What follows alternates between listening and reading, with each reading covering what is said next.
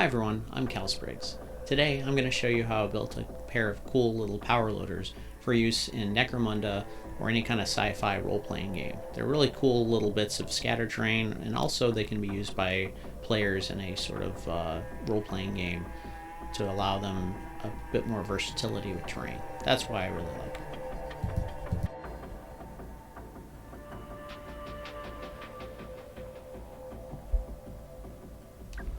I found the file to make this little skid loader power loader on Thingiverse, and I've included the link below. The files are really well designed and they printed super easy on PLA. I really like adding stuff like this to my 40k and Necromunda battlefields, as it gives the universe a far more lived-in feeling.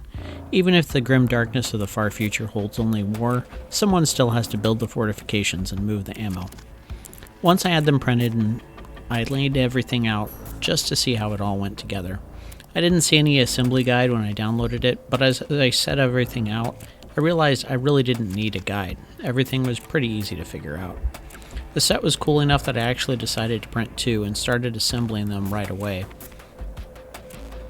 Nothing too complicated here. The pieces went together, I used super glue, and within minutes I had the first one put together. There's a surprising amount of detail to these, despite them being fairly simple, and I really love the extra depth they'll add to the battlefield. I love how tight everything went together and how easy it was to assemble them. The same designer has a host of different attachments to include up-armored versions, which is really cool in my opinion.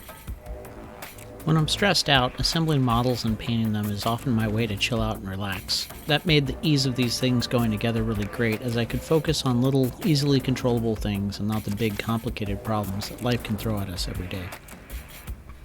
I went with simple, unarmored versions of these to print because I wanted these to be the civilian variants.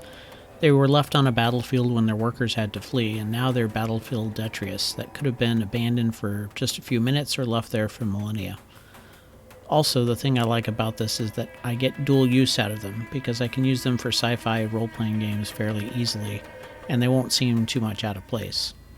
Anything that gets dual use for me is a solid win, as it cuts down on storage, and it's easier for me to justify making and using. Like I said, I printed two of these, but for the second one I found someone had designed a little dozer blade to make this one a digging version. I thought that was a neat bit of variation, so I printed that instead of the forklift option I used on the first one. Like the other one, this whole thing went together quick and easy, at least until it didn't. Before you get to that issue, I'd like to remind you to like and subscribe. It only takes a few seconds, but it helps other people find my videos. In addition to 3D printed stuff like this, I also craft terrain and vehicles from found materials and bits, as well as designing some stuff from scratch. I'm also a published author with over 40 published novels, so if you're into that, feel free to check out my stuff in the links below. I write military science fiction and military fantasy, so if you like the grim darkness of the far future, I got plenty of stuff that you might like as well. Back to the issue. The third-party designer hadn't done the measurements correct on the connection points for that blade. Maybe they did, maybe I was supposed to scale them. Either way, I don't know, but I was left with a millimeter gap on either side of the dozer blade. You can see me add glue, and then confusion. I messed with it for a minute or so, and then I got so frustrated I actually had to step away. It's one of those situations where everything was going great, and then suddenly it isn't. It just stopped being fun. Came back to it off screen, and I used a couple bits of plastic art to make spacers to get everything all fitted up. Once I had both of them together, I primed and painted them. There wasn't a lot of painting involved. I hit them up with some contrast paint in a couple places and called it good at that. They're meant to be battlefield environs, not centerpieces after all.